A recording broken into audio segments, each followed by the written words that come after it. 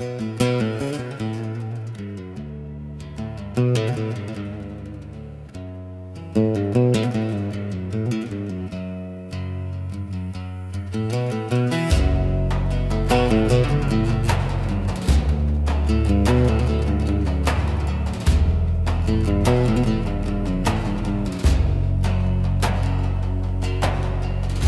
Axa Sar Xwîna Germ ro kerm çî piçek çerim dilçik bu kurfî şerim piroziyên te min dikujin dikujin dikujin piroziyên te min dikujin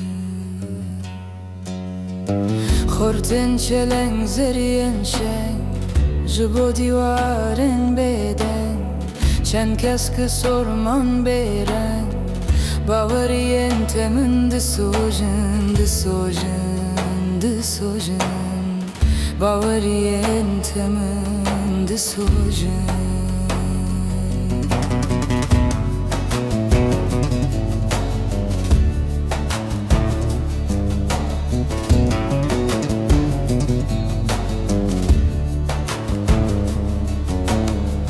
Kiraz kevin cendek nu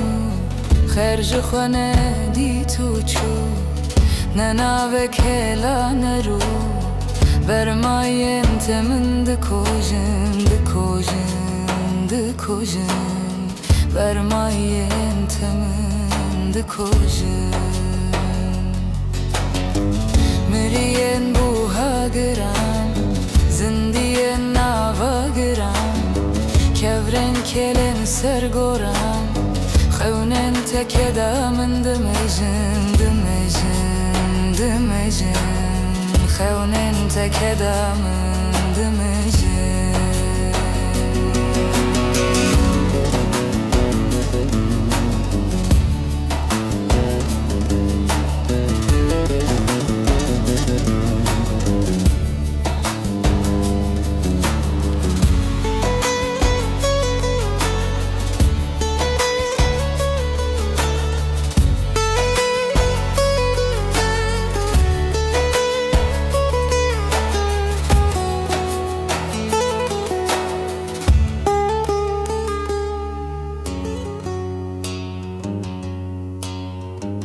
Bu Axa Sar Xwîna Germim